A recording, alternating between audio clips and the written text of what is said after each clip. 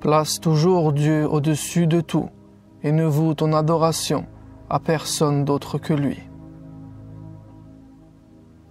Choisis tes amis qu'après avoir éprouvé leur droiture, et ne cherche pas la compagnie du pécheur, car tu apprendras à transgresser comme lui. Persiste dans la prière, recueille-toi du mieux que tu le peux, dans le calme, sans te précipiter et en considérant que c'est ta prière d'adieu. Ne t'attaque ni à l'intégrité physique, ni au bien, ni à l'honneur des gens, car ils sont sacrés. Et si tu le fais, rachète-toi en remplaçant ce préjudice par une compensation meilleure. Combats ton avarice en prélevant chaque mois une partie de ton salaire pour une bonne cause.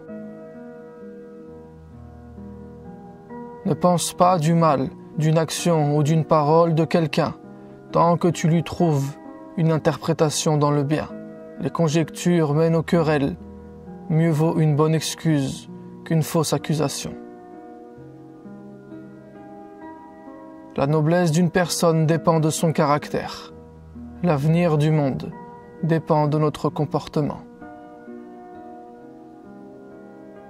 Pense souvent aux prophètes, de Adam à Mohammed.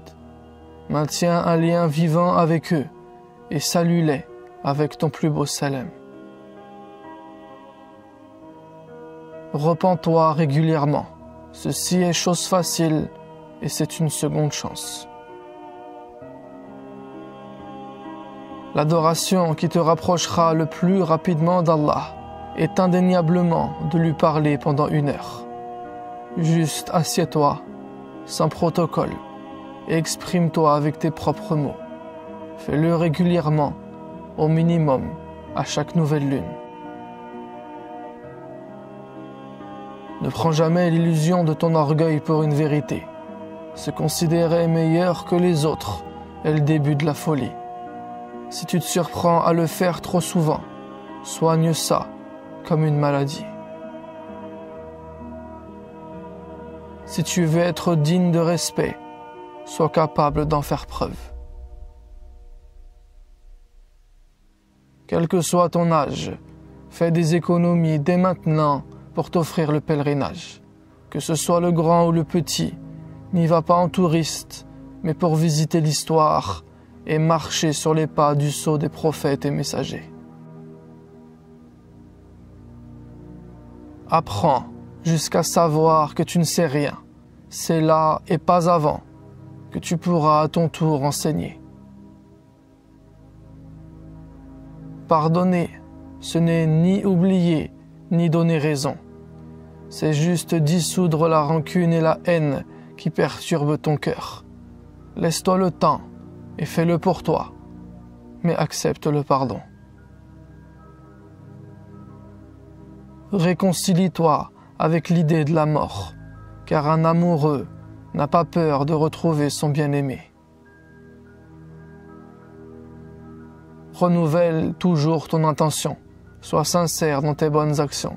Personne n'est plus dupe que celui qui cherche à tromper Dieu.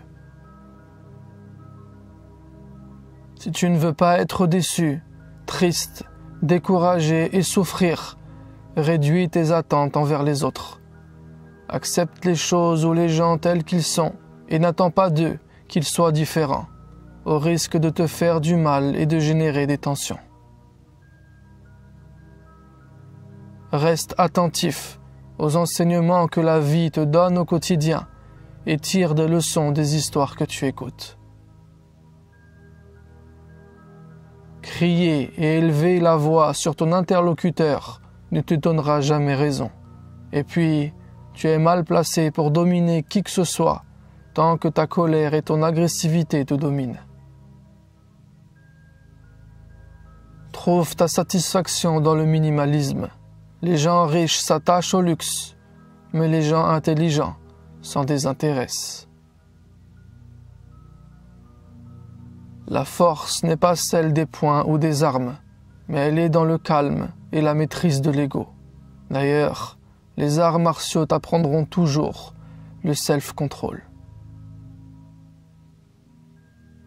Anticipe le jour dernier en pratiquant des examens de conscience. Abandonne le jugement d'autrui si tu ne connais pas toutes les données et fais chaque soir un bilan de ta journée. Remplace quotidiennement la peine pour ce qui t'a échappé par la gratitude pour les bienfaits qu'Allah t'a donnés. Si tu vois le verre à moitié plein, il le remplira davantage. Enrichis et soigne ton langage, car celui-ci est directement lié à ta pensée. Un vocabulaire pauvre, brouillon et grossier est une insulte à ton intelligence. N'oublie jamais qu'à la base, tu n'es qu'une créature faible et que ta noblesse vient de l'esprit divin qu'il a insufflé en toi.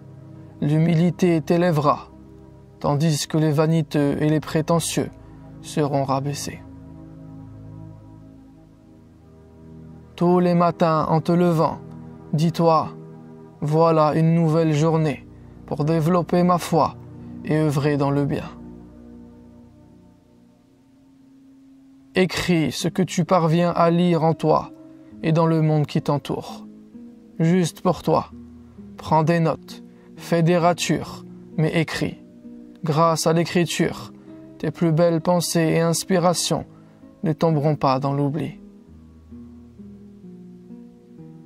Où que tu sois, sois utile et profitable en apportant ta contribution.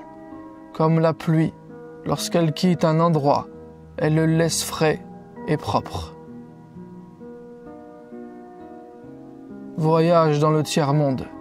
Éloigne-toi des stations balnéaires et des villes modernes et va rendre visite aux gens qui te reconnecteront à l'humanité et à ton humanité.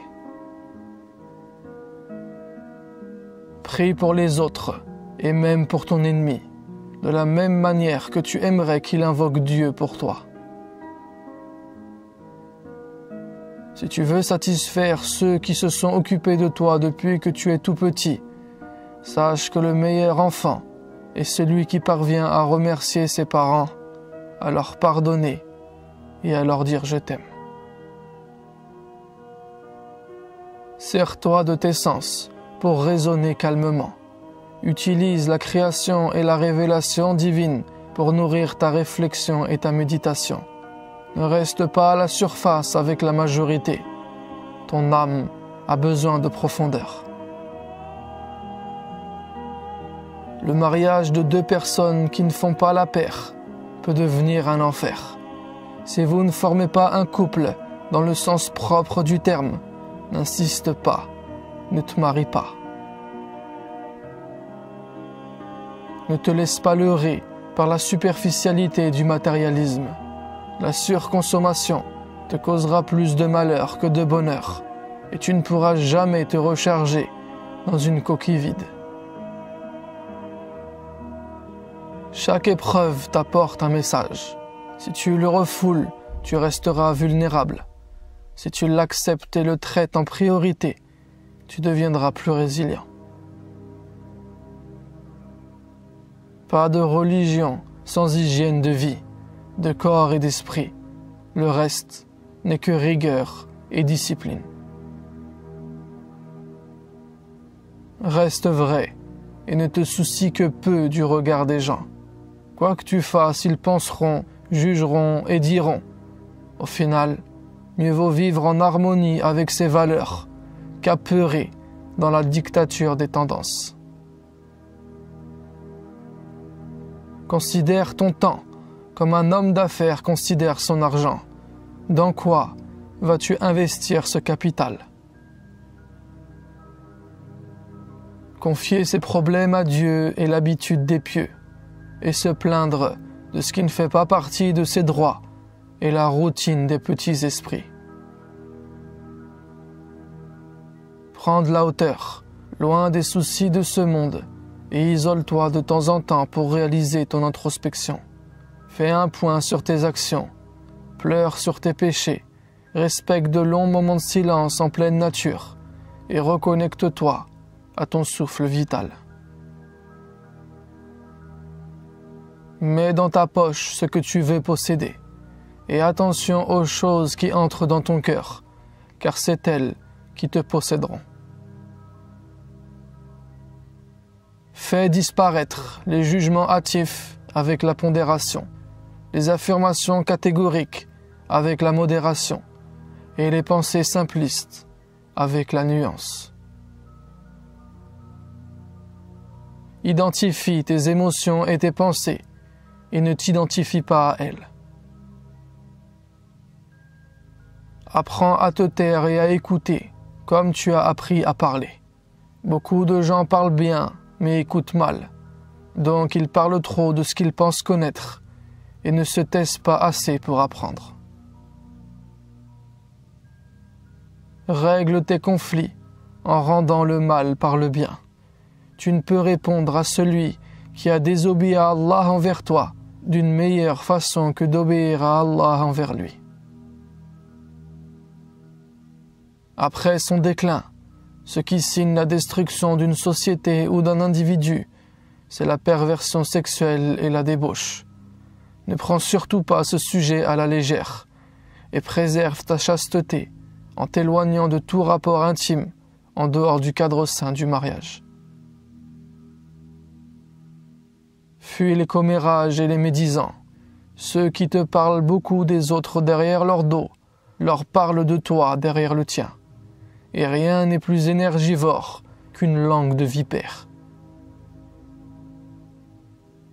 Fais régulièrement un tour au cimetière, et au milieu des tombes, visualise-toi lorsqu'à ton tour tu seras lavé, mis dans un linceul et enterré. Si tu cherches la vérité, accepte d'abord de ne pas avoir toujours raison. Ensuite, confronte tes opinions à la pluralité des arguments que tu considères faux. Ces 50 précieux conseils sont tous notés dans l'espace commentaire. Tu peux y jeter un coup d'œil. Sur ce, je te dis à la prochaine vidéo, Inch'Allah.